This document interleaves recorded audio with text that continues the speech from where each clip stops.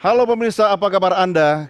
Dimanapun berada dari Sabang sampai Merauke, dari Miangas sampai Pulau Rote. Senang sekali rasanya kita kembali bisa berjumpa. Saya berharap Anda tetap dalam keadaan sehat, sejahtera, dan berbahagia. Jumpa lagi dalam program Merah Putih.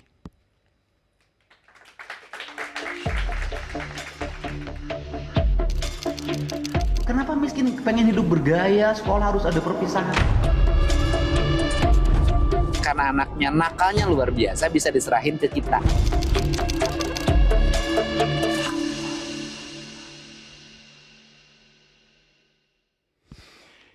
Itu dia yang akan kita diskusikan malam ini. Soal studi tour, soal wisuda, dan juga hal-hal yang menjadi pusat perhatian kita belakangan ini. Seperti yang sempat Anda saksikan tadi, apa yang kemudian disuguhkan oleh Kang Deddy Mulyadi terkait dengan dunia pendidikan. Nah pemirsa, dalam diskusi Merah Putih malam hari ini, kami sudah menghadirkan narasumber yang menjadi panelis yang akan berdiskusi bersama kita malam ini. Saya langsung mengundang mereka satu persatu. Sudah bersama kita Wakil Ketua DPRD Jawa Barat, Ono Surono. Kami undang, silakan Kang Ono. Selamat bergabung, apa kabar Kang Ono? Baik, alhamdulillah. Sehat? Alhamdulillah sehat. Silakan Kang Ono. Kemudian pemerhati pendidikan dan juga anak sudah bersama kita, yaitu Retno Listiarti. Selamat bergabung Bu Retno, apa kabar? Selamat malam, terima kasih. Silakan duduk. Ya, dan kita juga menghadirkan narasumber kita malam ini adalah Wakil Ketua Umum Prabowo Mania, San Salvador. Sudah bergabung bersama kita. Saya undang bersama-sama kita, Pak San. Iya, apa kabar Pak San? Siap, silakan duduk Pak San. Oke, dan kita boleh di sana. Kita juga mengundang narasumber kita yang sudah terhubung melalui sambungan Zoom. Ada politisi dari Partai Gerindra, Hendarsam Marantoko. Pak Hendarsam, selamat malam.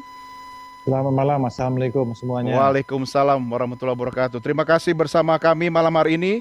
Dan juga ada Pembina Ekstisi Kabupaten Cirebon, Nuryan atau Doci, selamat bergabung.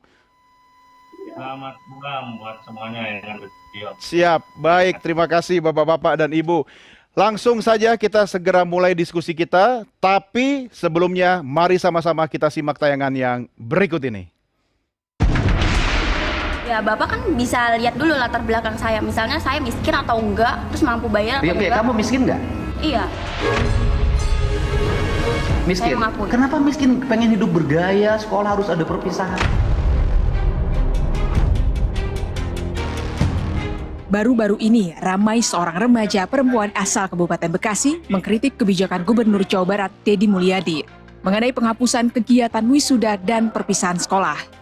Dalam video yang diunggah di kanal YouTube pribadi Deddy Mulyadi, terjadi perdebatan antara remaja perempuan yang merupakan anak salah satu warga penghuni bangunan liar Kali Cikarang Bekasi Laut atau CBL, Bekasi yang dibongkar. Remaja tersebut mengungkapkan wisuda dan perpisahan adalah momen penting yang harus ada sebagai kenang-kenangan. Ia tetap bersikeras bahwa wisuda tidak perlu dihapus, tetapi tetap diadakan dengan dana yang minim. Di negara mana sih yang SMP ada wisuda? Saya nanya. Perpisahan sih Pak, bukan wisuda. Ya bukan. Di negara mana yang ada TK ada wisuda, SMP ada wisuda, SMA ada wisuda? Di negara mana tuh? Hanya di Indonesia. Wisuda untuk siapa coba? Yang kuliah. Di kita anak TK wisuda, biaya nggak? Iya ya Pak. Punya rumah nggak yang ikut wisuda TK itu? Nggak, pakai bantaran sungai. Ya kan? SMP wisuda lagi. Punya rumah nggak? Nggak. SMA wisuda lagi. Punya rumah nggak? Yes. Kenangan itu bukan pada saat perpisahan. Kenangan indah itu saat proses belajar selama 3 tahun. Enggak juga sih Pak, saya ngerasa kan udah lulus ya. Kalau misalnya nggak ada perpisahan, Oke. kita tuh nggak bisa kumpul bareng atau ngerasain gimana kumpulnya interaktif sama teman-teman gitu Pak. Deddy Mulyadi tetap tegas kebijakan larangan wisuda untuk melindungi sekolah dari potensi praktik penyelewengan dana dan melindungi para orang tua yang harus menanggung biaya cukup besar.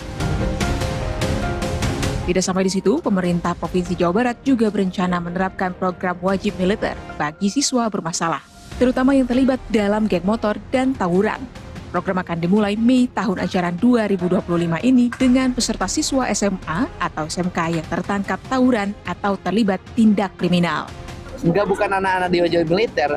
orang tua yang sudah tidak punya kesanggupan untuk mendidik anaknya karena anaknya nakalnya luar biasa bisa diserahin ke kita, gitu loh. Jadi tidak ada unsur pemaksaan. Kalau orang tuanya nggak boleh, kita nggak akan. Peserta siswa wajib militer akan mengikuti pendidikan khusus di bawah pengawasan TNI Polri selama 1 tahun di sekolahnya dengan kelas khusus. Tim NTV melaporkan. Mari kita diskusi. Saya harus ke Kang Ono dulu. Itu gubernurnya Kang Ono kan? Kang Ono, gimana komentarnya soal program-program yang dilemparkan Pak Gub?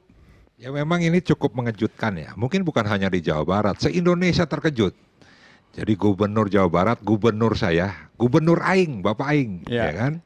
Sangat menghebohkan karena memang sangat fenomenal.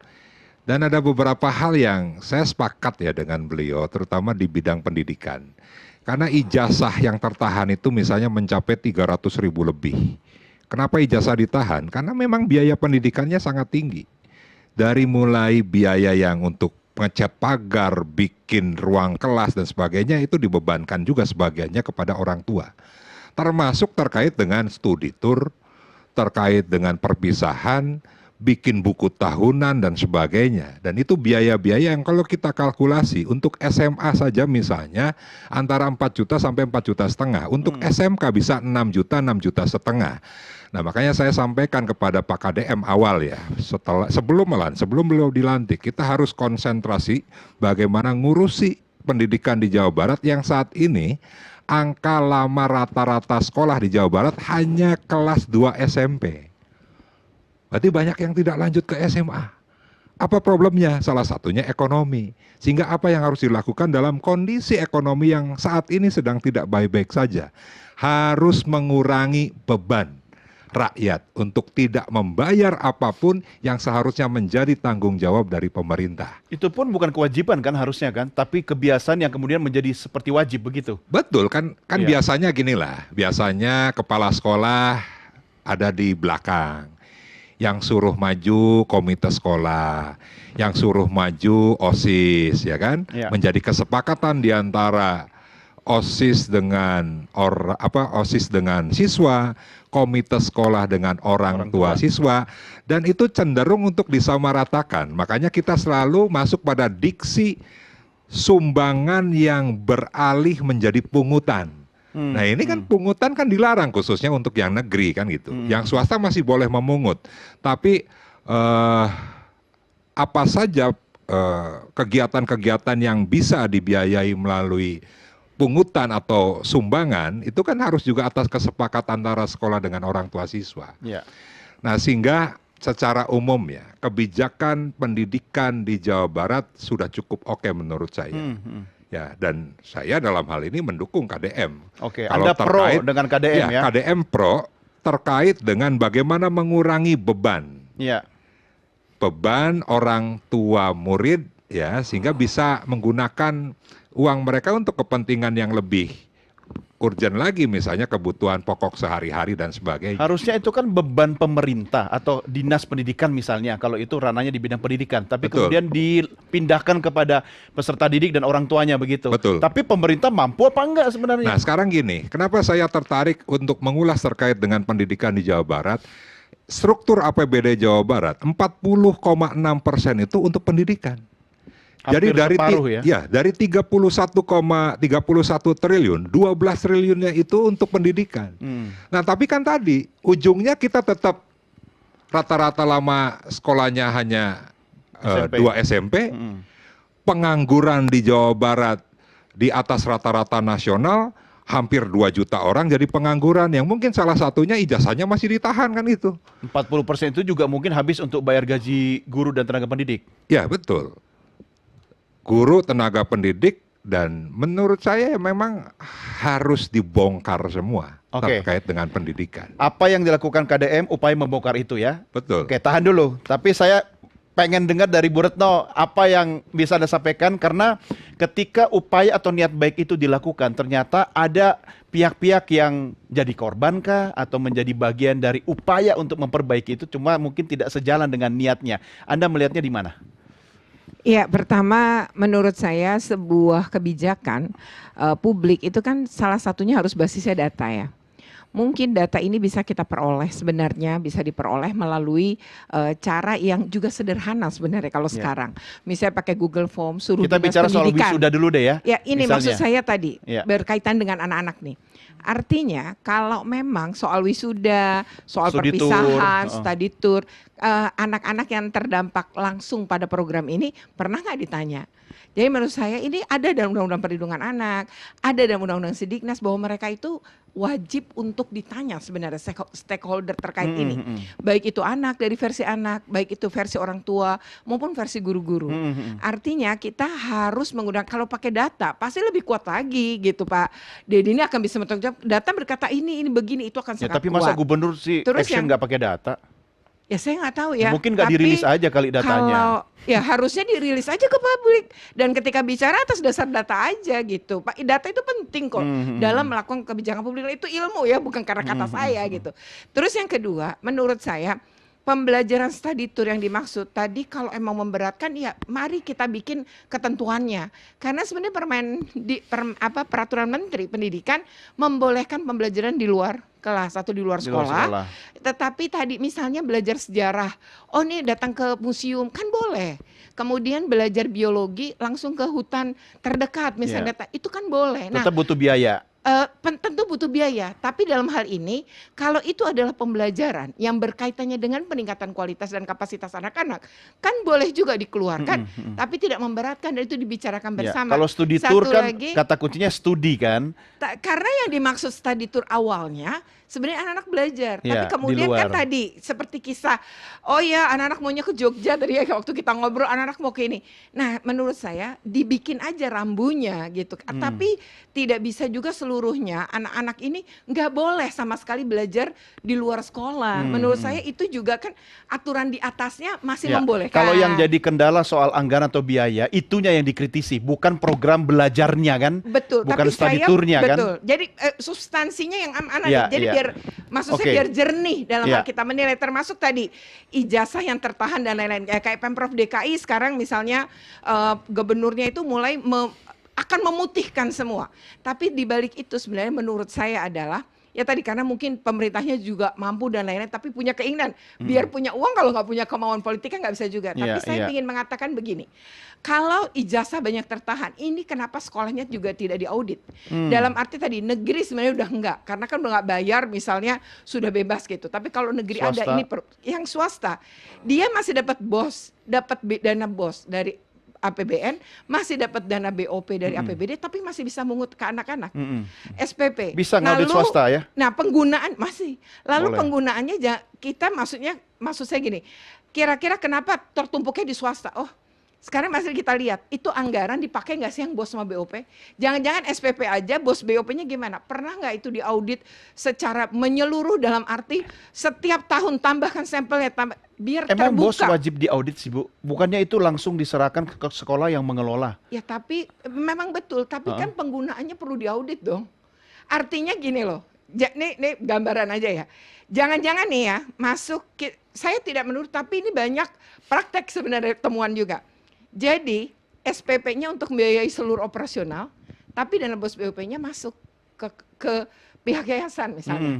Nah untuk mengetahui ini banyak kasus masalahnya, maka perlu diaudit dan perlu transparansi, perlu diumumkan agar juga ada efek jera dan lain-lain.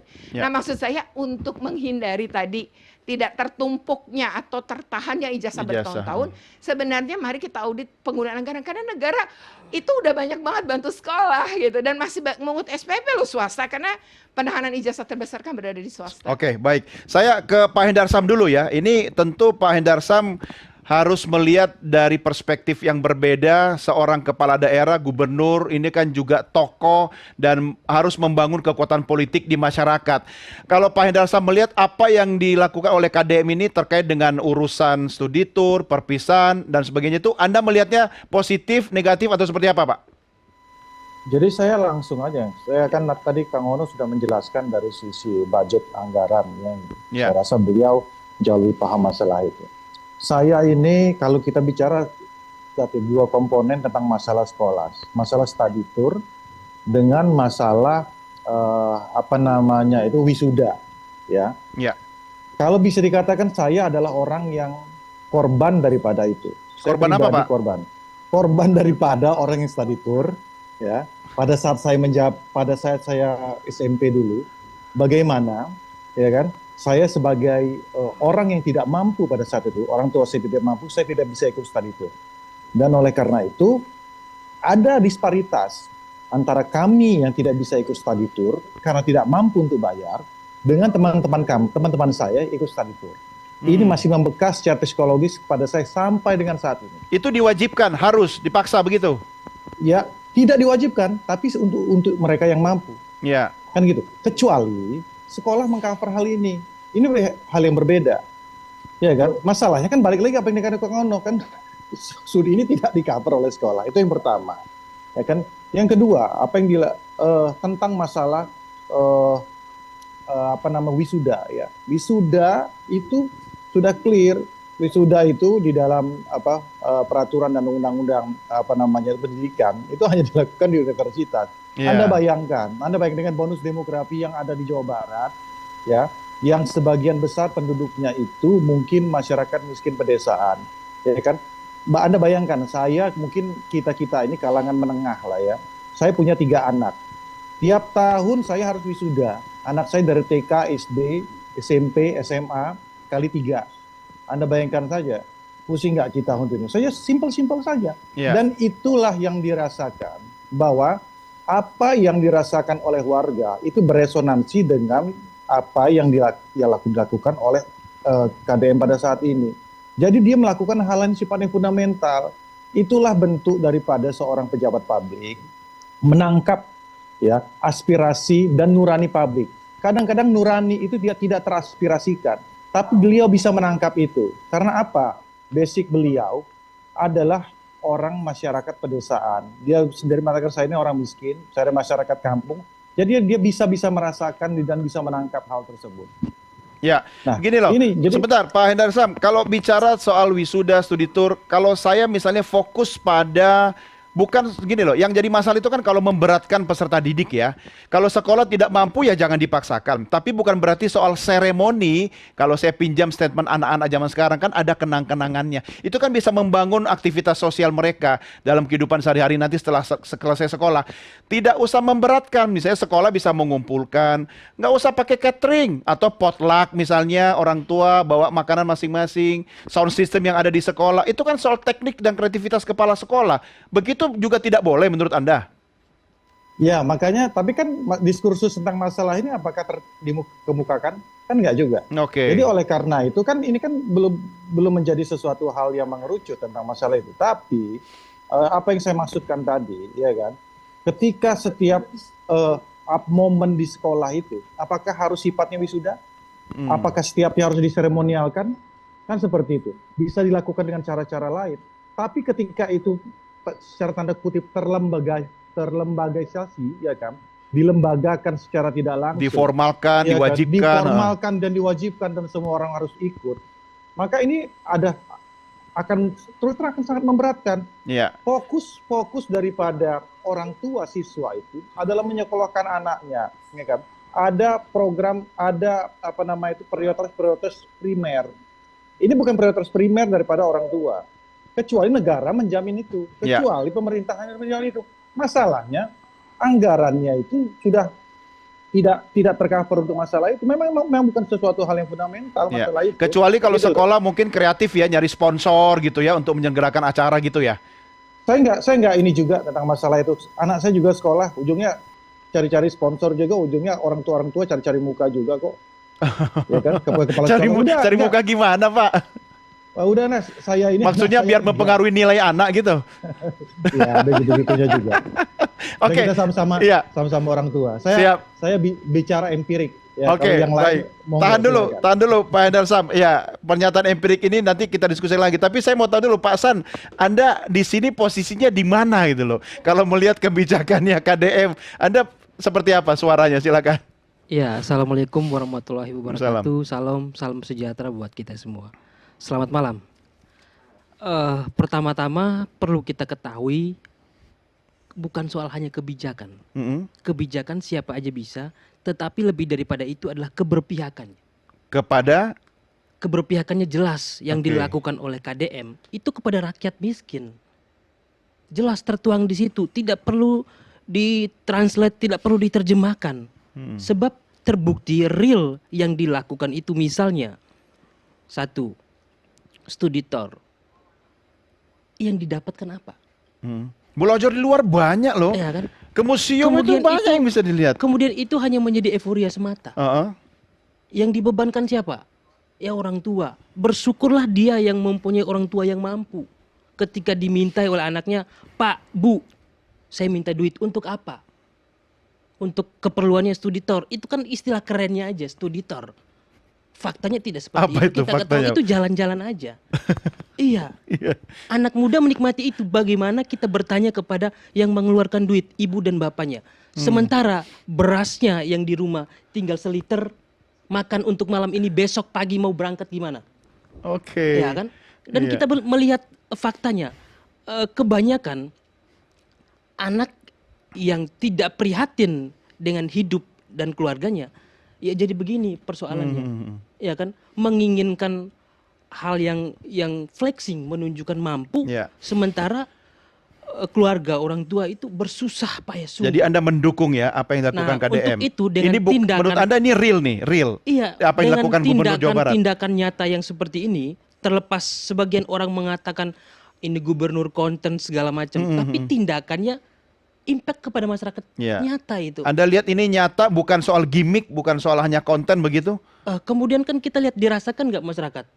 Kan banyak juga yang ibu-ibu, bapak-bapak yang datang bersyukur, Pak, terima kasih. Ya, Kebijakan Bapak ini sangat membantu kita. Bayangkan aja untuk sekali studi tour, satu orang anak yang seperti dikatakan oleh kakanda kita, Bang Ono, 4-5 juta misalnya. Iya.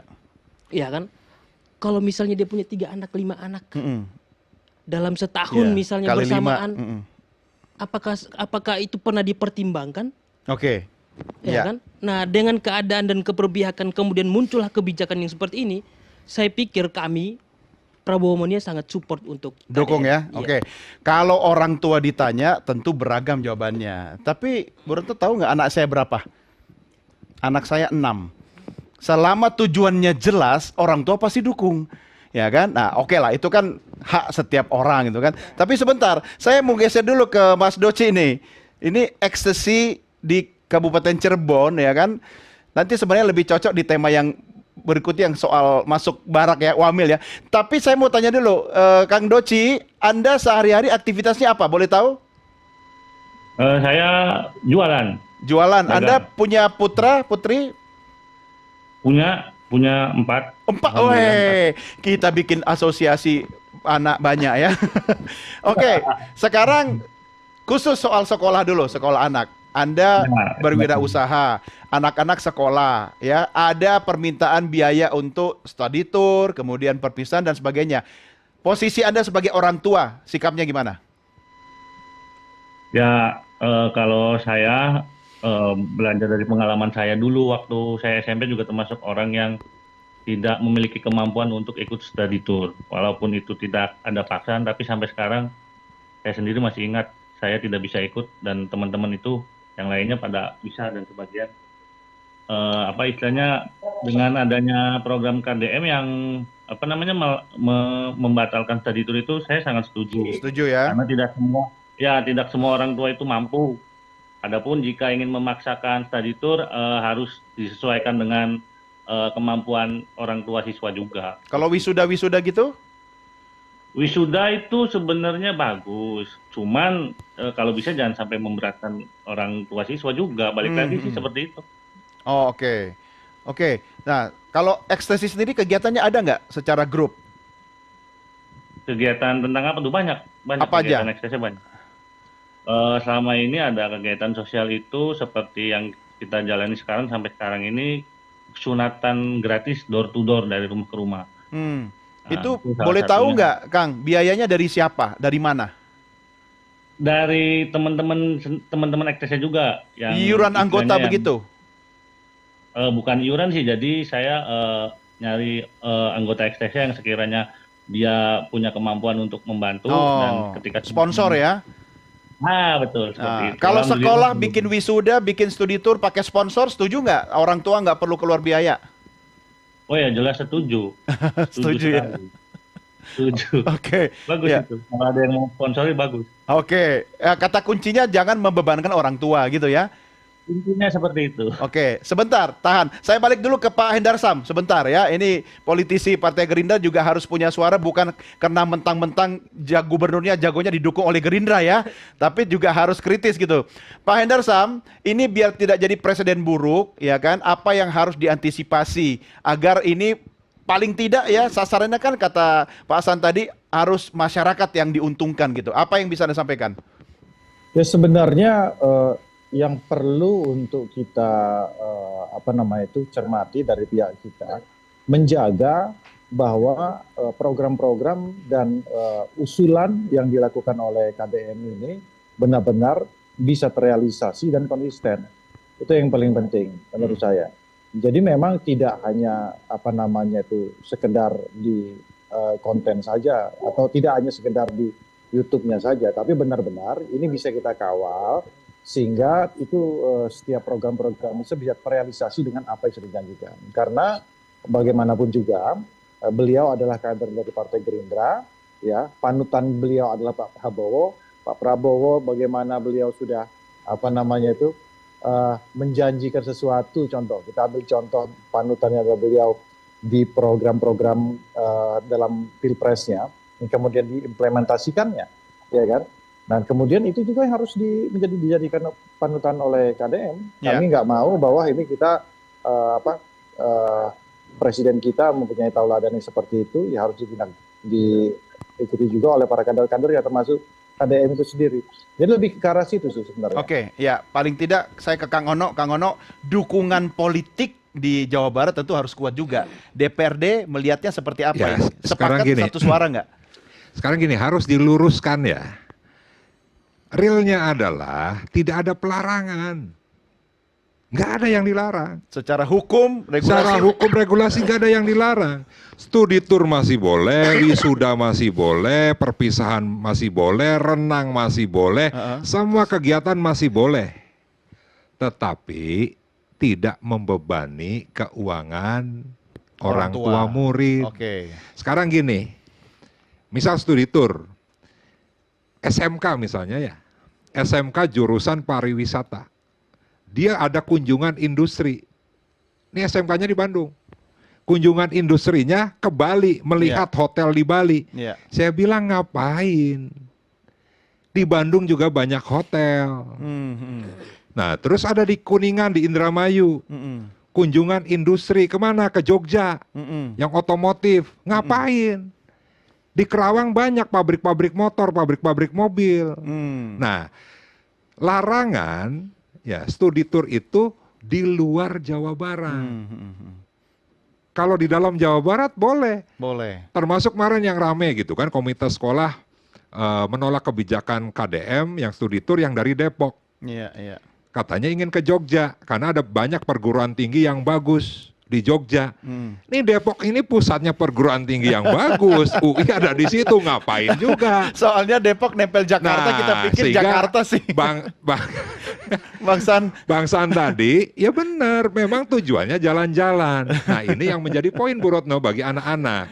Jadi sisi dari anak-anak itu gini. Tapi Anda bisa jamin nggak Kang Ono, nggak ada perda yang kemudian nggak ada, nggak ada, pergub pun nggak ada, nggak ada. Sekarang gini, saya tanya ke anak-anak, kenapa sih pengen ikut studi tour, Pak? Kalau saya mengandalkan orang tua, ujuk-ujuk ke Bali, ujuk-ujuk ke Jogja, nggak mungkin, Pak. Mungkin, iya. Ya kan kita membayar misalnya 1-2 juta, kalau ke Bali kan 4 juta katanya kan gitu, bisa sampai Bali. Kalau keluarga nggak mungkin, Pak. Kan hanya dari sisi itu. Oke lah, misalnya saya sepakat dengan KDM itu kan mengurangi beban tadi. Iya. Ya kan mengurangi beban. Nah, sehingga saya cek ke Dinas Pendidikan, saat ini saya dorong karena tidak ada regulasi apapun, hanya surat edaran yang ditafsirkan mungkin berbeda-beda. Ya, soal tafsir Makanya bisa berbeda. perlu ada peraturan gubernur. Saya dorong nih. Ya kan harus ada peraturan gubernur supaya jelas, siswanya mengerti, gurunya mengerti, kepala sekolahnya mengerti, komite sekolahnya mengerti. Ya kan? Nah, untuk membuat peraturan gubernur harus diskusi dengan Bu Retno, Ya. dengan DPRD. Makanya kita dengan diskusi Bangsan, juga itu malam pakai ini. data, seperti apa idealnya. Iya, Karena iya. membangun Jawa Barat tidak bisa sendiri. Betul, betul. Ya kan? Nggak bisa cuma bicara kan. Iya, Betul. Regulasinya harus dibuat. Nah, sehingga kemarin pada saat misalnya viralnya Aura, yang saya protes ke KDM kan bukan masalah terkait dengan penolakan Aura terhadap apa namanya studi tour, Studi tour dan bukan, wisuda. karena dia dibully kan itu. Iya. Karena dia dibully karena konten itu, KDM buat konten, terus akhirnya dia bully. Oke, Ya itu kan? saya setuju. Iya. Ya, kita confirm semua soal itu. Setuju Dibully apanya? se-Indonesia. Iya, soal buliannya kan tidak Oh, boleh. Heeh. Kirain Itu setuju kekerasan. dibulinya. Oh, jangan dong. Saya juga bisa membayangkan punya anak seusia Aura Iya. gitu kan. Berarti kita sepakat kan, save Aura kan itu. Oke, sebentar. Saya tahu Bu Retno mau menyampaikan sesuatu, tapi saya ke Pak Hendarsam dulu ya, karena ini segmen terakhir kita dengan Pak Hendarsam ya. Pak Hendarsam, apa kira-kira yang bisa Anda sampaikan kalau ini menjadi sebuah kebiasaan kemudian dilegalkan dalam sebuah peraturan daerah atau pergub misalnya, sehingga bisa menjadi guidance bagi pemerintahan di Jawa Barat? Silakan. Saya juga bisa membayangkan punya ya, anak seusia gimana Aura. gitu pertanyaannya? kan. Saya Berarti kurang kita sepakat tajam, kan, saya save belum bisa Aura nangkap. kan itu. Ini maksud gimana? Oke, sebentar. Saya tahu Bu Retno Sorry, diulang. mau Putus-putus. menyampaikan Ya. sesuatu, tapi saya Suaranya ke Pak agak Hendarsam dulu ya. delay dan echo ya. Terakhir kita dengan Pak Hendarsam ya. putus-putus. Pak Hendarsam, apa kira-kira yang bisa Anda Ya, silakan Pak Hendarsam. Kemudian dilegalkan dalam sebuah peraturan daerah atau pergub misalnya, sehingga bisa menjadi guidance bagi pemerintahan di Jawa Barat. Oh, silakan. Pak Hendarsam, mungkin ada suara televisi dari sekitar Pak Hendarsam, bisa di mute dulu, di nonaktifkan volume TV-nya. Suaranya agak. Kalau sudah silahkan dijawab Pak. Sudah? Tadi nggak Oke. kedengaran, sorry. Tadi putus-putus, sorry nggak. Saya tidak dengar tadi pertanyaan. Oke, silakan Pak Hendarsam. Ini biar bisa Ya, menjadi silakan, Pak Hendarsam. Dilegalkan dalam sebuah Iya, pertanyaannya saya tadi putus-putus, tidak terdengar. Bisa diulangi? Oke, malah suara saya gaung lagi nih. Pak Hendarsam, mungkin ada suara televisi dari sekitar Pak Hendarsam, bisa Masih didengar. Tidak ada. Sorry, bentar. Ya, biasa Pak ini kalau dialog jarak jauh ya kan, ada kendala teknis gitu kan. Aman Pak Hendarsam?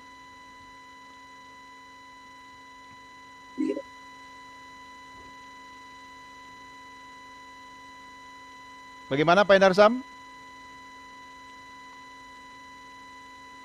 Halo? Oke, siap. Pak Hendarsam, apa yang bisa Anda berikan, masukkanlah kepada KDM agar ini nanti bukan hanya soal konten, bukan hanya soal bagaimana melakukan komunikasi publiknya, tapi juga bisa menjadi sebuah hal yang formal mungkin yang bisa dilakukan oleh Pemprov Jawa Barat. Ya, bahwa bahwa memang setiap gagasan dan yang dilakukan oleh KDM, masukan saya tidak bersifat reaktif. Itu yang pokok. Dan oleh karena itu fungsi daripada Kang Ono dan teman-teman di DPRD itu harus menjaga hal tersebut. Ya kan? Jadi jangan sampai hal-hal yang sifatnya masih berbentuk gagasan, masih reaktif itu kemudian dimukakan ke publik. Walaupun itu juga saya rasa dari sisi ilmu komunikasi itu kan cara beliau untuk berinteraksi dan membuka ruang diskursus bagi masyarakat. Bagaimana ini bisa menjadi suatu hal yang masyarakat terlibat dalam hal tersebut ya. Jadi kan karena selama ini ya bagaimana proses kebijakan kita itu masih bersifat konservatif ya. Masih bersifat konservatif di atas kertas ya kan. Dari rapat ke rapat masyarakat tidak dilibatkan secara langsung. Nah, melibatkan masyarakat secara langsung itu di era sekarang ini ya kan, itu tadi tidak bersifat formal, tapi sudah masuk ke era digital ini. Oke. Nah, jadi oleh karena itu, ini kan salah satu bentuk perkembangan zaman dan beliau adalah orang yang kita anggap cukup peka zaman, ya. Sehingga oleh karena itu adanya interaksi dan diskursus melalui media-media digital, salah satunya dari YouTube, dari media-media sosial yang lain, itu menjadi sesuatu hal yang baik buat kita semua, pembelajaran dan mencerdaskan bagi kita semua, bahwa apa yang dikatakan oleh dan dilakukan oleh KDM kan tidak semuanya sepakat, ya kan? Tidak semuanya sepakat, dan oleh karena itu itulah bentuk daripada partisipasi dari masyarakat, bahwa masyarakat ternyata punya perspektif yang berbeda juga. Nggak harus selalu sama, check and balance-nya ada di situ, ya kan? Dan bagaimana tadi ujungnya ini bisa dibawa kepada media-media mainstream seperti saat ini kan, begitu kan? Dan kemudian ada masukan dari teman-teman yang lain, rekan akademisi. Ini kan pemantik bahwa itulah cara dan progresifnya seorang KDM, ya kan, untuk membuat ini program-program dia, gagasan-gagasan dia, yang mencuri perhatian publik dan kemudian dijadikan diskursus bagi kita untuk mencerdaskan kehidupan bangsa. Sehingga oleh karena itu semua permasalahan-permasalahan sifatnya fundamental terutama di Jawa Barat bisa terselesaikan. Baik. Pak Hendarsan, terima kasih sudah bersama kami, Pak. Sampai berjumpa lagi di lain kesempatan. Selamat malam. Ya, selamat malam. Assalamualaikum warahmatullahi wabarakatuh. Baik. Dan pemirsa jangan kemana-mana, Merah Putih segera kembali sesaat lagi. Tetap bersama kami.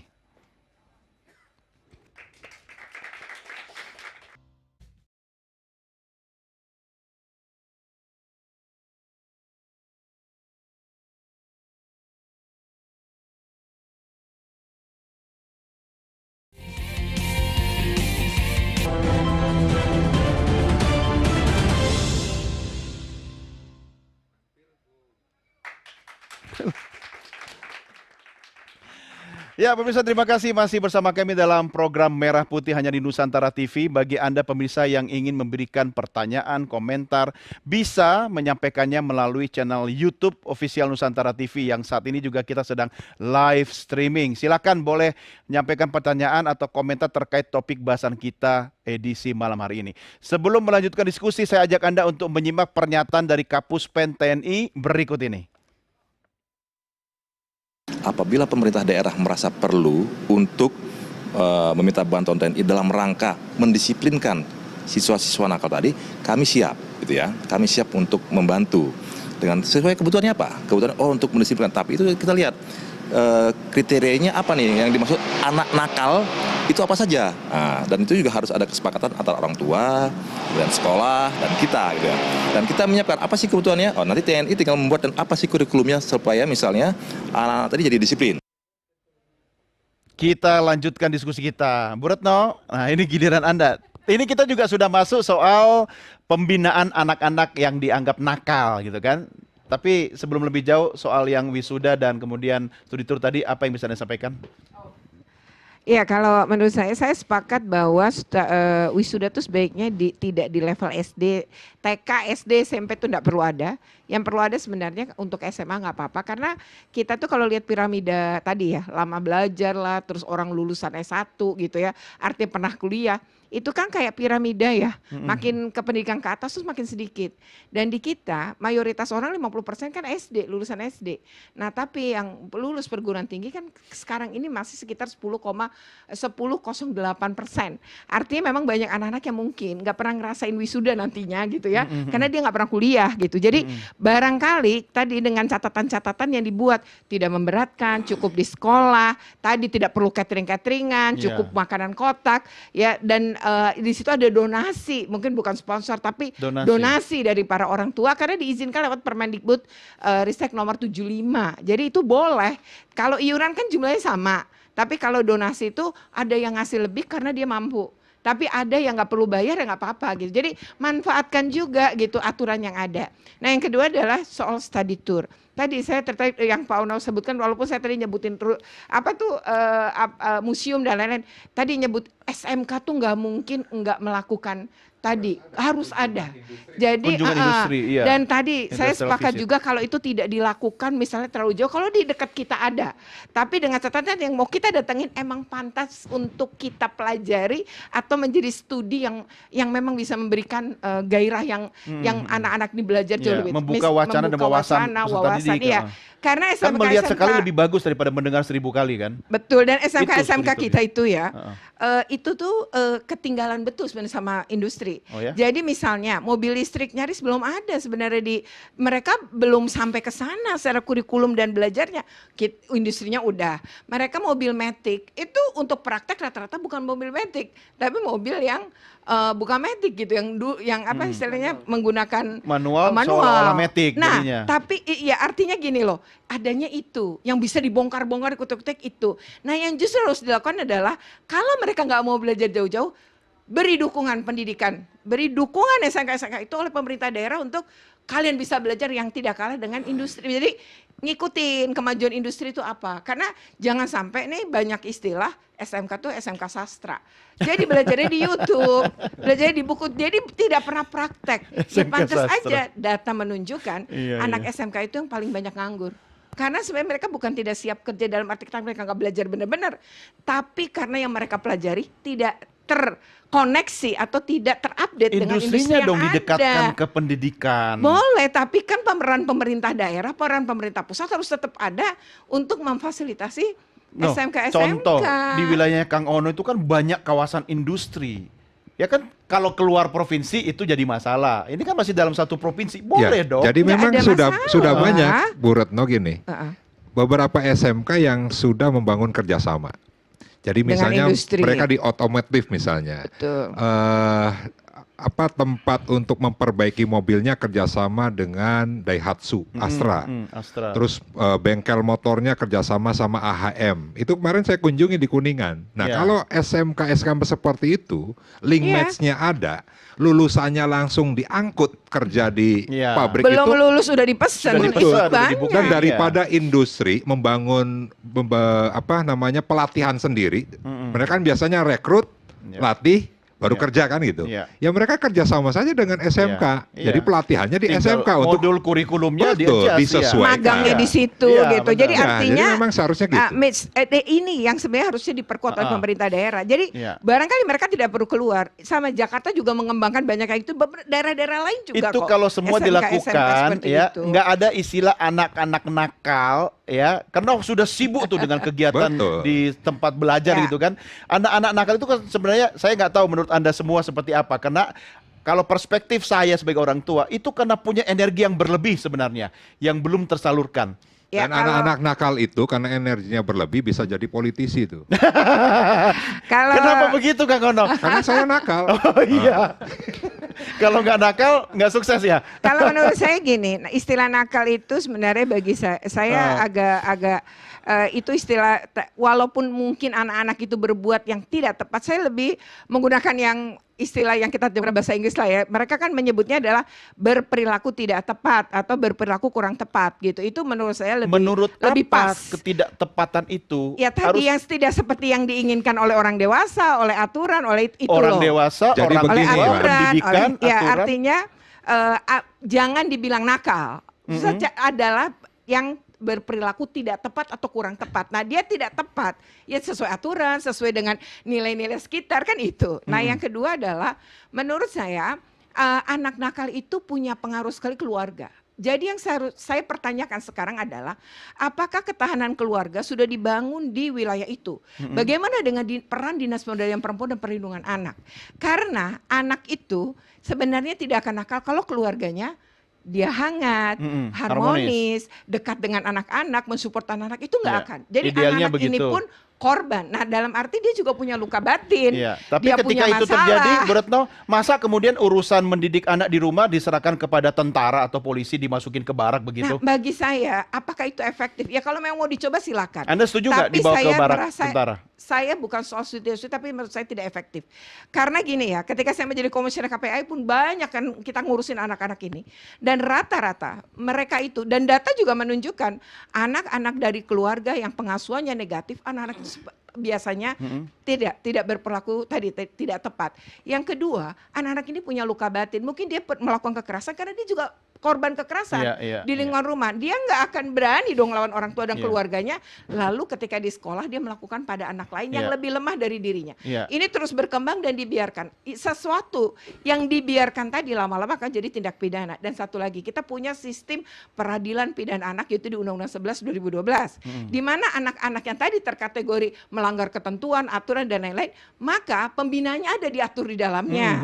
Nah, artinya di situ ada Kementerian Sosial untuk balai rehabilitasi, lalu ada kemudian dinas sosial di daerah, dinas pemberdayaan perlindungan anak, karena anak-anak ini mungkin luka batinnya, jiwanya. Karena prinsipnya gini ya, saya percaya orang yang bahagia bisa memperlakukan orang lain dengan baik. Tapi orang yang tidak bahagia, dia bisa tidak memperlakukan orang lain maupun dirinya dengan baik. Jadi prinsip itu pun penting. Orang tua itu harus bahagia dulu, baru dia bisa bagian anaknya. Nah, prinsip inilah kemudian, nih anak udah dididik nih 6 bulan sampai 1 tahun di barak militer. Balik lagi, orang tua dulu sumbernya orang tua. Orang tua yang nggak pernah diapa-apain, balik lagi nggak? Dia malah merasa dibuang kali ya. Jadi menurut saya mungkin itu tidak efektif karena yang ini manusia. Bukan setuju tapi tidak efektif. Taunya efektif juga kan dicoba dulu, Bertno. Kalau soal barak militer saya rasa soal itu kan kewenangan si pemilik kebijakannya. Tapi kalau menurut saya, kalau ditanya misalnya anak saya mau nggak dimasukin, ya enggak gitu. Karena bagi saya nggak akan ada manfaat secara signifikan gitu. Karena jadi kayak diagnosa dokter, sakitnya di mana? Di diagnosa, obatnya jangan sampai salah. Nanti mati kalau salah obat. Kalau Anda kena tidak efektif, kalau saya sih saya firm nggak efektif. Kenapa? Ngapain kirim ke barak militer? Lebih galak istri saya. Aduh, didengar istri saya. Juga nggak ada aturannya, sekali lagi seluruh peraturan perundangan nggak ada yang nyuruh anak nakal masuk ke barak militer, belum ada. Oke, itu soal regulasi ya kan. Tapi kan nggak boleh ditabrak dong regulasi. Enggak, saya cuma mau curhat on air secara bermartabat aja sih. Sebentar Pak Hasan, saya tahu Anda mau menyampaikan pendapat, tapi saya ke Kang Doci dulu nih. Karena XTC Cirebon ini kan Kang Doci ada kayak image ini lebih banyak negatifnya lah daripada positifnya gitu. Bagaimana Anda menjelaskan kepada publik bahwa aktivitas Anda di komunitas ini sebenarnya baik dan tidak dianggap sebagai sesuatu kenakalan gitu? Oke, terima kasih. Kami dari keluarga XTC ini sebagai organisasi yang saat ini alhamdulillah sudah legal, yang bertransformasi dari komunitas jalanan yang saat ini berubah menjadi organisasi yang melakukan pembinaan karakter, kepemudaan, disiplin, jelas mendukung berbadan hukum berarti ya Kang ya? Berbadan hukum, terdaftar di Kemenkumham. Oke, jadi bukan geng motor lagi nih istilahnya? Bukan. Oke. Sekarang sudah bukan. Ya. Maka dari itu kami jelas mendukung program Kang Deddy Mulyadi nih. Maksudnya Anda mau ikut masuk barak atau apa? Ya kalau kami diperlukan bisa masuk, kami bisa siap masuk untuk membantu. Bukan masuk jadi peserta kan, maksudnya ikut membantu gitu pembinaan.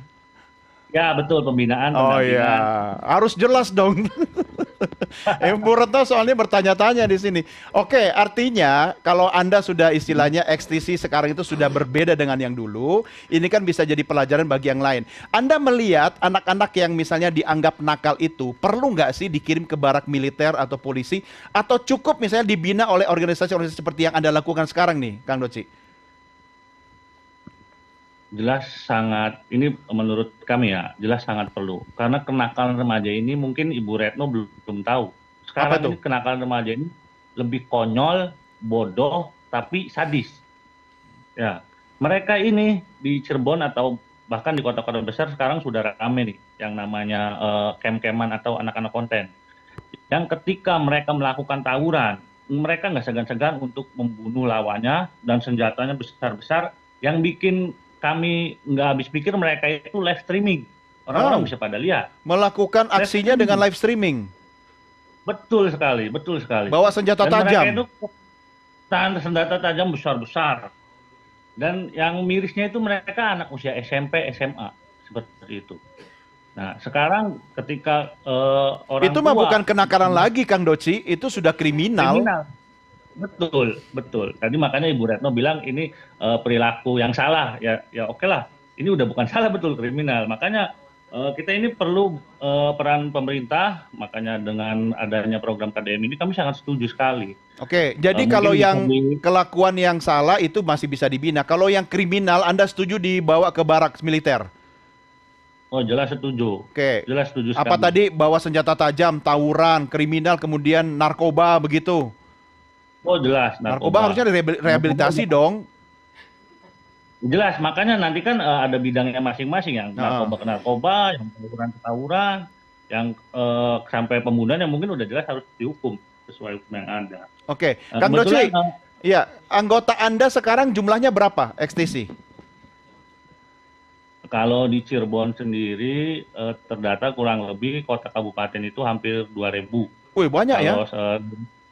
Banyak. Kalau seluruh Indonesia waktu Anif kemarin itu di Bandung hampir 10.000 lebih. 10.000 banyak loh. Anda nggak tiba-tiba mau jadi partai nanti kan? Oh, itu mah nggak tahu itu mah gimana. Nanti ngobrol sama Kang Ono lah itu ya.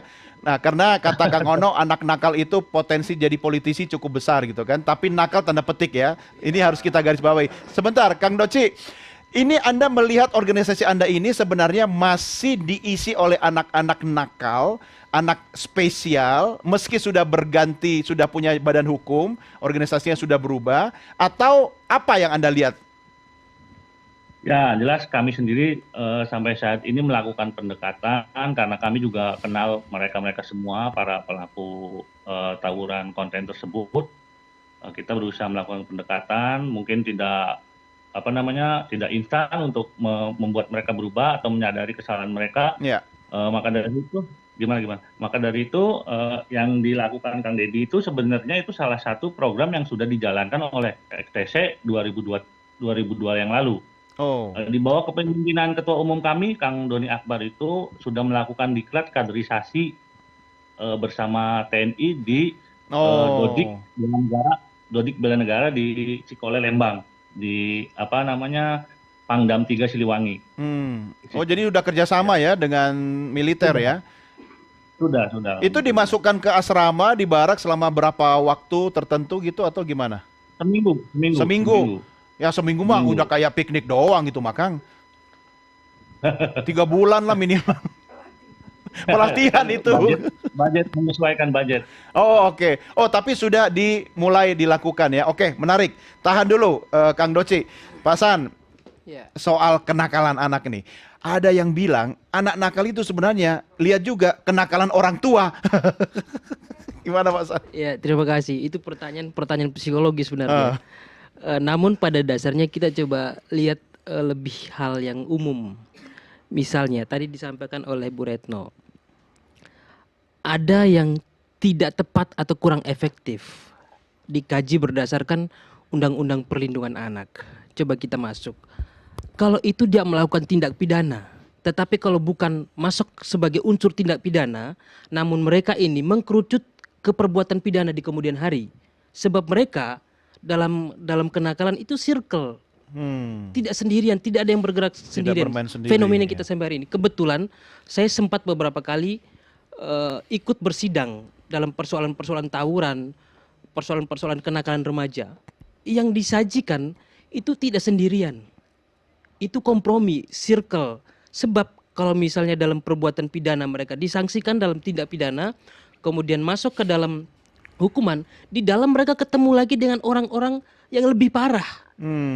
Ya. Malah jadi kayak ikut training dalam masa hukuman itu ya. Ketika dihukum masuk ke dalam lembaga pemasyarakatan, pertanyaannya apakah lebih baik atau lebih buruk? Belum tentu. Belum tentu.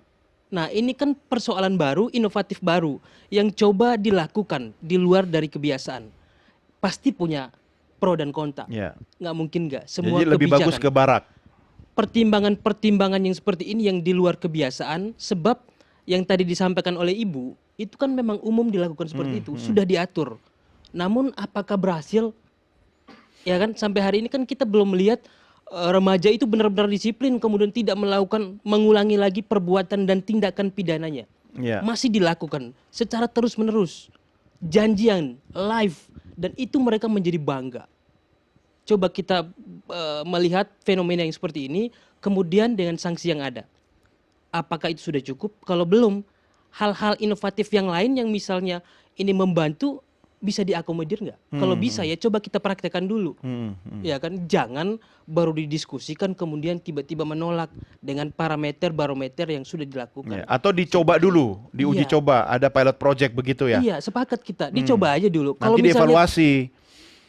Kan ini kinerja 5 tahun, ya kan? Kalau misalnya tidak berhasil ya sudah tidak usah dipilih. Iya, Kalau iya. berhasil ya dipilih lagi, itu aja kok. Iya, Sesederhana iya. itu. Oke, ini menarik. kan politisi. Iya, sebentar, Bu Retno. Ini kan soal kenakalan, sebenarnya kata kuncinya adalah latihan disiplin. Kalau kita belajar disiplin, tentu tepat kepada TNI dan Polri. Ya, membangun sebuah kebiasaan, bukan cuma bangun tidur, tapi bangun tidur itu harus dibarengi dengan rapikan tempat tidur, mandi, bersiap dan seterusnya. Nah, ini kan soal habit, kebiasaan. Apa yang bisa Anda sampaikan? Ya nggak usah TNI, di pesantren juga bisa, di Oke, sekolah-sekolah itu ya, kan artinya bukan setuju. satu-satunya. Terus yang kedua, bedain antara tindakan pidana, kriminal dengan bukan. Nah sekarang anak yang dinakal yang dimaksud itu apakah yang melanggar pidana? Tadi makanya saya setuju dengan Kang Doci? dari tentara tadi. Oh, Pak Kapuspen ya? Ya, yang Pak Kospen bilang indikatornya nakal apa? Nah lalu sehingga kami bisa mempersiapkan kurikulumnya seperti apa. Ya, itu bukan Nah, itu tentara yang cara bikin kan, berpikir- pemerintah kan yang harus bikin. Enggak Memperjelas dong. indikator nakal tadi maksudnya. Nah, iya, Iya kan? makanya dia berarti kan belum diketemukan indikator nakal karena makanya tentara beliau cuma mempertanyakan. membantu pemerintah kan minta Nah, tolong. iya, tapi kan dia tidak bisa menentukan yang nakal yang dimaksud. Jadi yang maksud kan orang yang pihak yang butuh ke dia itu silahkan pilih, kemudian mereka yang melakukan kan begitu. Nah, yang kedua adalah kalau dia sebuah tindak pidana, maka prosesnya lewat undang-undang sistem peradilan pidana anak. Dan memang di dalam sistem peradilan pidana anak di Indonesia diupayakan anak tuh nggak masuk penjara memang. Ya. Makanya masuk balai rehabilitasi. Betul. Nah, balai rehabilitasi yang dilakukan oleh Kemensos yang termasuk misalnya teroris dan lain-lain anak itu juga masuk ke sana. Dan sepanjang kami lihat kami KPAI melakukan pengawasan waktu itu banyak sekali perubahan karena pendekatannya kan emang Lebih baik. manusiawi. Maksud saya gini, pendekatannya itu ini anak didiagnosa, di assessment kebutuhannya apa, pendekatan psikologi dilakukan, tapi pembiasaan-pembiasaan juga dilakukan. Nah itu yang kemudian terjadi. Nah pernah nggak lihat bagaimana balai rehabilitasi Kemensos? Lalu yang kedua, sebenarnya di tiap daerah ada balai rehabilitasi itu dan ada juga rumah-rumah aman maupun balai rehabilitasi yang dikelola oleh pemerintah daerah. Nah sekarang mari dievaluasi juga di Jawa Barat. Apakah balai-balai rehabilitasi yang ada itu sudah memenuhi, sudah kemudian penganggarannya juga mencukupi dan lain-lain. Itu hal yang sudah dilakukan belum? Kalau Pendamping belum, mari jangan lupa, lakukan dulu. yang mendampingi staf itu apakah profesi khusus atau gimana, spesialis? Iya, jadi di balai-balai rehabilitasi ini ada psikolog, ada psikiater. Iya. Lalu mereka itu juga ada rumah-rumah, ada kamar-kamar, ada barak yang kemudian mereka punya rutinitas dan lain-lain. Tapi tidak di penjara, tapi berada di dalam balai rehabilitasi. Ya tadi yang Abang bilang kalau narkoba ya di balai itu tuh Rehabilitasi. mirip. Jadi ini balai rehabilitasi psikologi untuk anak-anak yang tadi melakukan tindak pidana dan kan kalau anak melakukan tindak pidana juga nggak dicampur penjaranya dengan orang dewasa. Ya, dipisah. Ketika ditahan aja nggak bisa. Nah waktu ditahan kalau kepolisian nggak punya tempat untuk penahanan anak, maka mereka titip ke balai rehabilitasi ini juga. Oh. Jadi memang ini sudah dan biasanya nanti Dinas Pemberdayaan Perempuan dan Perlindungan Anaknya pun akan ikut turun. Ya, Nah, emang dan sebentar, orang Bu Retno tua emang bisa. membayangkan barak tentara itu seperti apa sih? Kan bukan penjara juga kali. Betul. Cuma terpusat kan, Kan sentral. sudah ada maksud saya. Kenapa yang ada tidak diperbaiki, dievaluasi, diperkuat? Kenapa harus ke militer? Sementara aturannya nggak ada. Soal disiplin tadi. Sekarang mari kita lihat undang-undang Sidiknas, nggak ada. Sekarang misalnya anak itu mau 6 bulan sampai 1 tahun di barak. Lalu ini pertanyaan saya adalah bagaimana status kesiswaannya di Dapodik? Udah ngomong belum sama kementerian? Cuti. Karena kan kalau cuti berarti dia naik kelas atau tidak naik kelas dan lain-lain ini kan penting. Kalau dia guru ya. mau dibawa ke tempat barak, ini guru aja sekarang kurang. Iya. Lalu kalau misalnya ya kita ngomongin pakai aturan aja di undang-undang perlindungan anak, anak-anak yang tadi ada 9 namanya anak dalam perlindungan khusus itu nggak ada satupun dibawa ke barak. Jadi maksud saya melakukan kebijakan juga harus lihat aturan kan. Kalau aturan sudah ada ya itu diperkuat, dievaluasi kalau memang masih kurang. Mungkin situasinya udah extraordinary sekarang. Nah berarti kan tadi gini, kayaknya kecampur antara anak nakal-nakalnya anak dengan pidana. Kalau Iya. udah bawa senjata tajam kena 7 tahun. Kalau dalam undang-undang pidana, tapi untuk anak 3,5 nanti tuntutannya kan separuh orang dewasa. Separuhnya. Lalu kalau dia sampai membunuh, banyak anak kok dihukum, kan maksimal 10 tahun kalau untuk anak. Dihukum maksimal 10 tahun banyak karena membunuh. Nah, tapi tidak di barak militer juga kan, mereka berada di penjara-penjara anak. Iya, Nah, iya. jadi maksud saya, Itu kata kalau Pak San masuk penjara malah makin jadi, makin ahli. penjara anak ini pun ada rehabilitasinya. Jadi berbeda. Dipisah. Bisa, nggak Oke. ada campuran dengan. Tapi ketika nanti dia berusia 18 tahun lebih sehari, Iya. dia baru dipindah ke penjara dewasa. Udah dianggap dewasa. Tapi itu pun undang-undang sistem peradilan pidana anak mencegah anak tuh masuk penjara kok. Sebagaimana pokok sebisa mungkin hakim-hakim anak pun berupaya untuk itu jika ini masih bisa kok nih anak. Nah Oke. kalau enggak mungkin tadi ya pendisiplinan apakah bisa dalam bentuk kerjasama, tapi bukan berarti kemudian diserahkan ya. Tapi kalau mau dicoba monggo, tapi saya sepakat dengan tadi Apa? Abang bilang evaluasi. Ya, ya makanya coba dulu, kasih waktu, lalu dievaluasi. Mari Oke. dan terbuka, umumkan juga ke publik gitu loh evaluasinya. Dia salah transparan begitu. Kayaknya nggak percaya ya soal Nggak transparansi. percaya, ya. itu kan sistem. Pemerintahan yang baik kan harus transparan Iya, ya iya. dia Ya, kita awasin makanya. Nah makanya kalau yang diawasin kemudian mereka nggak mau buka data, nggak buka itu kan perlu nih ada undang-undang keterbukaan informasi publik Iya, kan boleh iya. diminta juga. Iya. Maksud saya bukan saya, mari kita Iya. semua. Kalau gubernurnya yang punya program kan Kang Ono yang teriakin nanti, ya kan? Nah ini Kang, kan tadi pasti butuh biaya ya. Nah sekarang Betul. kalau Mei nanti dilakukan regulasinya mana? Yang kedua, kira-kira anggarannya kan harusnya udah tahun lalu dong. Ini gimana gitu? Saya nggak tahu ya. Tapi kan saya sebagai warga negara yang paham struktur itu saya bertanya. Itu aja sih. Bukan berarti orang nanya-nanya Iya. kayak saya kemudian dianggap membenci, enggak ya. Oh, Saya enggak, sedang enggak. mengkritisi program. Yang kedua, saya rasa kita butuh orang juga yang berpendapat berbeda kan. Iya. Dan di sebuah negeri yang bernama Indonesia dan Iya. demokratis boleh kan. Betul, Ya, bukan berarti diskursus. kemudian diserang. Sebenarnya ini terjadi penyerangan. Ini curhat nih. Besar-besaran Kemarin juga, kan? diserang di medsos Ya, nih ceritanya. Saya mau ngomong bahwa mari belajar jadi warga negara yang baik. Iya, Mari hargai orang yang berbeda pendapat. iya. Karena Anda yang melakukan penyerangan terhadap Aura misalnya. Iya. Oke, kalau saya orang dewasa yang mungkin saya sudah kebal sama kayak gitu. Anak-anak atau kalaupun dia bukan anak, dia tetap nggak punya, dia tetap tidak dibenarkan diperlakukan seperti itu kan. Apa dibully maksudnya? Dibully Di itu depan publik. kekerasan. Iya. Dan itu mengajarkan juga yang ngelakuin orang-orang dewasa loh. Iya. Itu juga mengajarkan kepada generasi muda kita untuk kemudian melakukan pembulian. Itu kan nggak Iya. boleh. Iya. Nah, pendidikan kita tuh kan 3 pilar kata Anda dia, juga Ki korban Hajar. bulian lewat media digital Kalau kan? saya nggak apa-apa, kalau saya dewasa, orang dewasa udah saya bisa merehabilitasi atau melakukan diri saya sendiri. Nih ya, 3 pilar itu adalah pendidikan di rumah, kata Ki Hajar Dewantara Iya, ya. Yang berarti peran orang tua besar, di sini ketuhanan keluarga penting. Kedua adalah pendidikan di sekolah.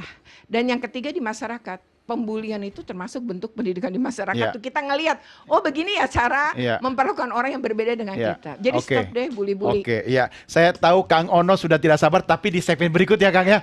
Saya berikan yang banyak buat Kang Ono ya. Kita rehat dulu pemirsa, jangan kemana-mana. Merah Putih segera kembali sesaat lagi.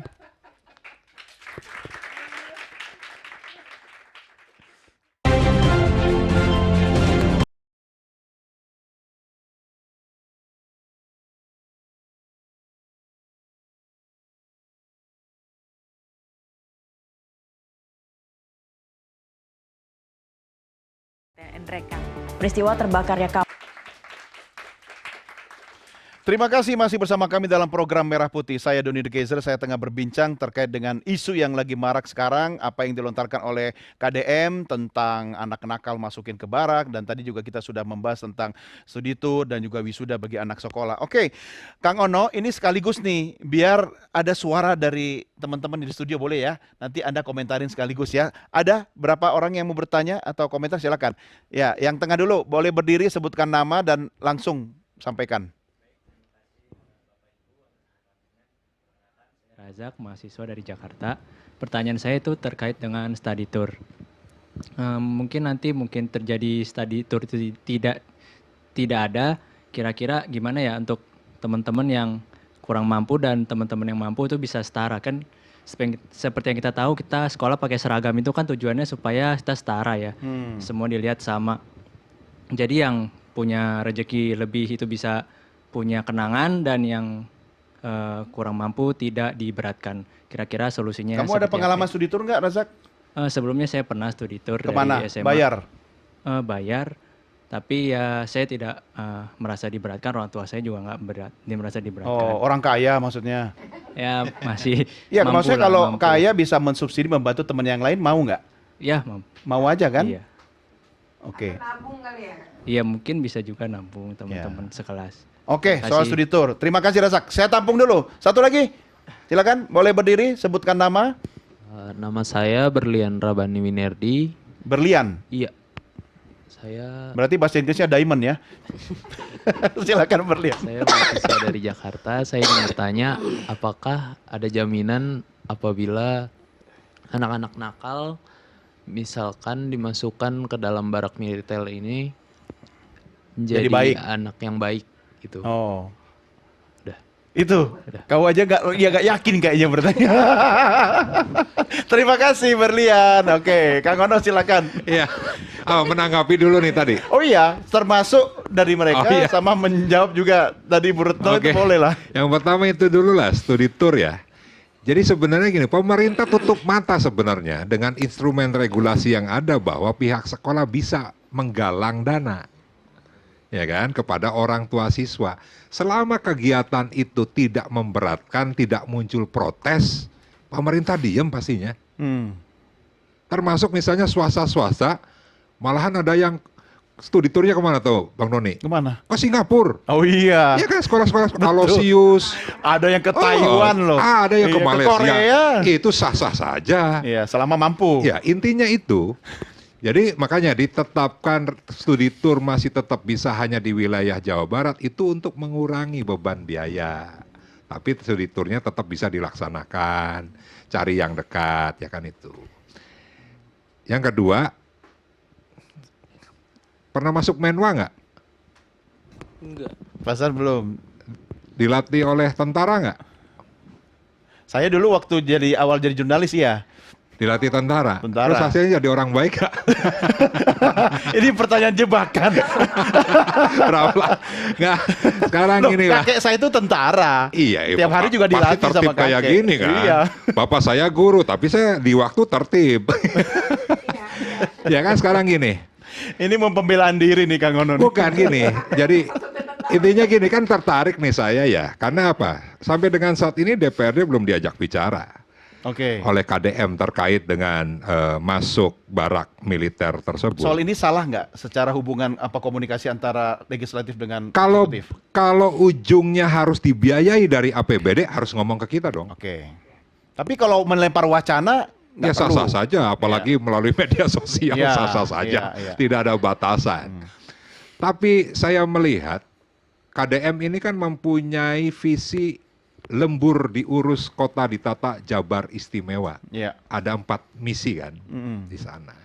Salah satunya mungkin yang berkaitan juga membentuk karakter. Ya. Di regulasi kita itu dalam hal membentuk karakter maka pendidikan yang paling penting. Pendidikan ada 2. Pendidikan formal, pendidikan informal.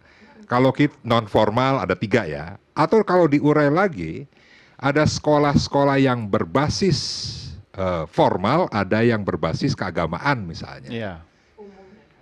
Umum dan keagamaan. Nah, di Jawa Barat itu yang berbasis keagamaan kita mempunyai 14.000 lebih pesantren yang punya legalitas. Kalau digabung dengan yang non legalitas ada 28.000. Banyak banget. Dan di situ bagaimana membentuk karakter manusia yang bukan hanya paham ilmu pengetahuan tapi juga ilmu agama yang mengajarkan juga hal-hal yang baik. APBD semua itu? Enggak. Oh enggak? Ada sebagian yang APBD tetap ada, misalnya BPMU, ada BOS misalnya. Iya, iya, iya. Ya kan? Tapi ada beberapa yang memang secara mandiri juga.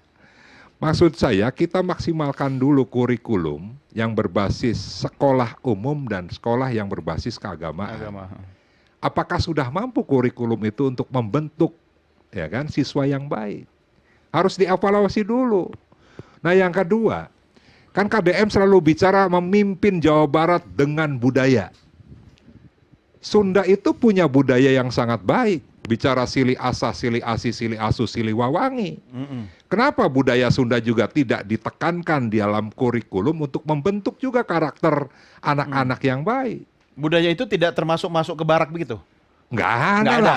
Oh, katanya dukung, sekarang mengkritik. Bukan, emang Prabu Siliwangi masuk barak kan enggak? Iya kan enggak. Iya. Jadi tata nilai ya budaya Sunda benar-benar harusnya bisa membangun bagaimana sesama itu saling menghormati, menyayangi, mencintai, tidak merugikan dan sebagainya lah. Harusnya kan itu, harusnya kalau dia konsisten dengan ikatnya itu kan. Iya. Jadi itu dulu yang harus ditekankan. Dan tadi dia statement misalnya, kalau orang tua sudah menyerahkan ke pemerintah, ya akan kita masukkan ke barak. Padahal pemerintah punya instrumen untuk melakukan rehab terhadap anak-anak yang rawan ya. Iya. Bukan di barak. Bukan di barak. Iya. Ada beberapa panti, Bang Doni gini, ada beberapa panti rehab, ada panti-panti sosial yang pesertanya adalah anak-anak muda, anak-anak yang rawan sosial. Tapi belum di backup kegiatan dengan backup full anggaran yang cukup. 1 tahun di satu panti itu hanya 50 orang yang direkrut. Dengan jumlah penduduk Karena nggak ada Indonesia anggaran. kadang nggak ada anggaran. Iya. Karena pemerintah sebelumnya juga tidak fokus ngurusin ini. Katanya Kang Deddy bisa ngirit 55 miliar tuh Nah makanya dari gini, kontennya. kalau masuk ke barak juga berbasis anggaran, Iya, kenapa iklan. tidak diutamakan dulu instrumen di bawah pemerintah Provinsi Jawa Barat untuk dimaksimalkan? Oke, sebentar. Ini kita bisa belajar dari Kang Doci sebenarnya.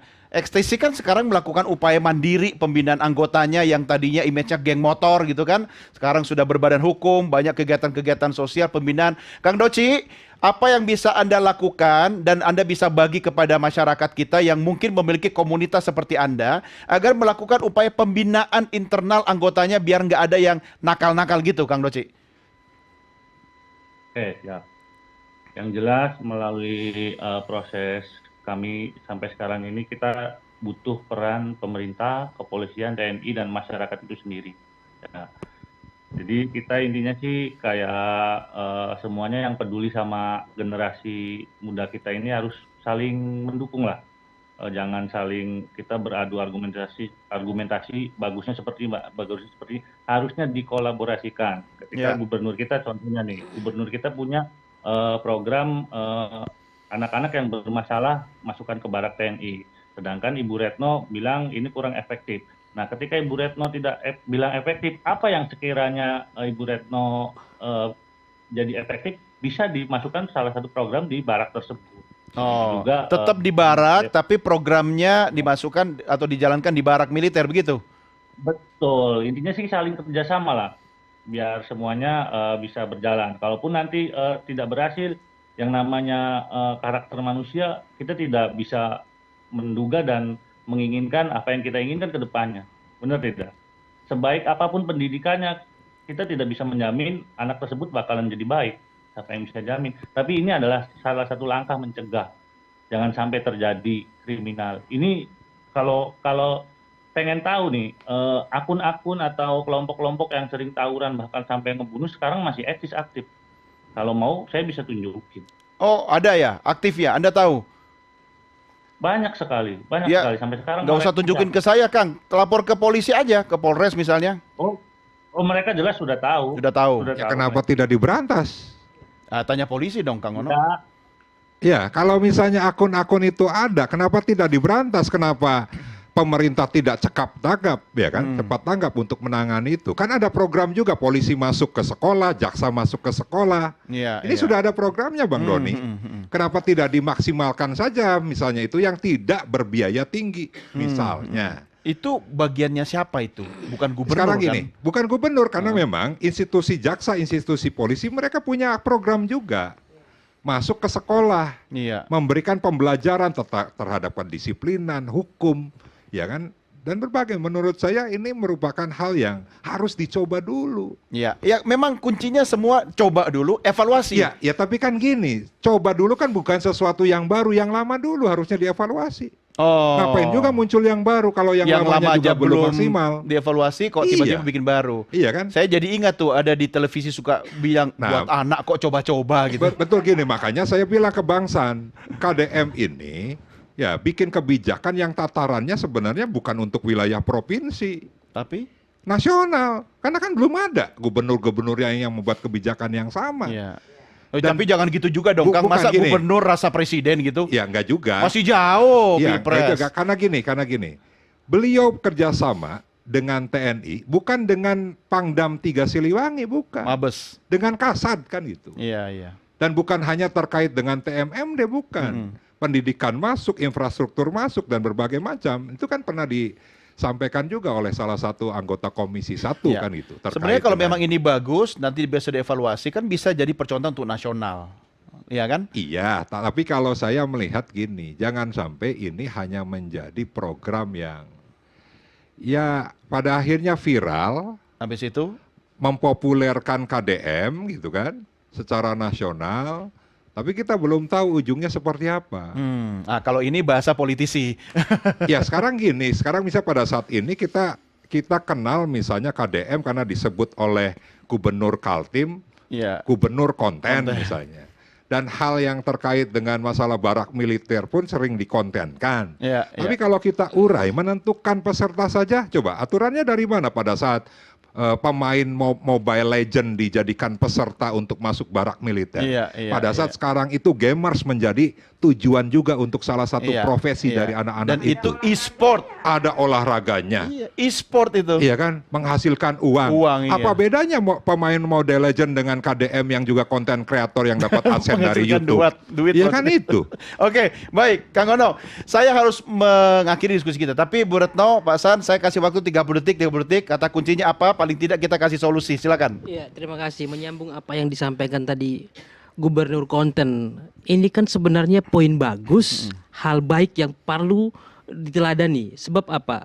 Ini kan menekan biaya yang tidak perlu untuk biaya iklan dari 50 sekian M menjadi 3 atau 4 M. Itu bagus atau enggak? Pertanyaannya, yang pasti bagus dong. Kenapa? Karena duit itu tidak perlu dihambur-hamburkan kepada hal-hal yang tidak perlu. Kemudian dikatakan gubernur konten hanya untuk mengiklankan kegiatan program kerjanya, terus dibuang-buang duit yang tidak perlu kepada media-media gitu. Sementara dia mampu memanage itu.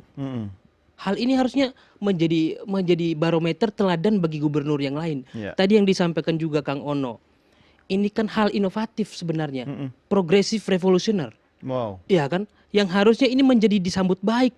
Jangan apa-apa dikritik kemudian dianggap ini menjadi berlebihan gitu.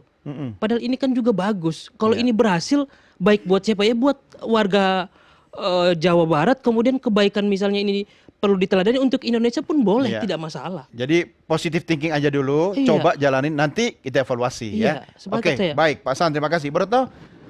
Ya silakan Bu Retno. Oh, ini tuh main akur nih. Malah duluan siapa gitu ya Bu Retno. Kalau saya begini, apapun kebijakan kalau itu untuk kebaikan pasti didukung. Kedua, kebijakan yang baik harus juga dilakukan dengan cara-cara yang baik. Nah, cara-cara yang baik itu ada prinsip-prinsip baik, itu ada juga prinsip yang disebut dengan keadilan. Dan kalau kita lihat yang baiknya itu adalah salah satunya untuk bicara adil untuk semua. Kan ini untuk semua program. Dan baik untuk semua, maka di situ hukum menjadi penting. Aturan menjadi penting. Jadi jangan tabrak-tabrak aturan. Dan yang kedua harus bikin regulasinya. Jangan cuma bicara dilaksanakan. Tapi harus ada regulasi karena kita negara kalau ingin menerapkan sistem pemerintahan yang baik, maka jangan menabrak aturan. Tapi aturan yang ada itu betul-betul kita laksanakan karena pemerintah adalah melaksanakan aturan loh. Yang membuat aturan kan legislatif. Dan yang terakhir menurut saya adalah anak, ya memperlakukan anak. Itu ada berdiri di dua aturan yang mengurus anak. Yang pertama adalah Undang-Undang Perlindungan Anak, yang kedua adalah ketika kita berbicara kata dinakal, kata tanda petik adalah undang-undang sistem peradilan pidana Oke. anak, di mana berbagai regulasi, di mana di situ perlindungan khusus anak jelas. Ya. Anak-anak yang melakukan tindak pidana tadi dan masuk dalam perlindungan khusus, termasuk narkoba, terus kecanduan game online misalnya dan lain-lain, itu sudah diatur di situ. Jadi harusnya Ya. berpihak ke sana. Oke, baik. Saya ke Kang Doci dulu ya. Kang Doci, apa yang bisa Anda sampaikan kepada pemerintah dalam hal pembinaan anak-anak yang dianggap nakal ini? Silakan. Ya, jadi kami ini XTC ingin sekali semuanya bekerja sama. Semua pihak harus bekerja sama. Karena kami sendiri siap menjadi mitra strategis pemerintah daerah untuk mendampingi dan melakukan pembinaan terhadap anak-anak remaja yang sedang mencari jati dirinya, seperti itu. Oke, siap. Keren. Mencari jati dirinya ya. Kang Ono, silakan. Ya, tadi saya sih tertarik dengan Bang Hendarsam tadi ya. Iya. Yang ada juga menyentil Pak KDM ya untuk tidak melakukan hal yang reaksioner lah ya, yang reaktif ya terhadap persoalan-persoalan rakyat.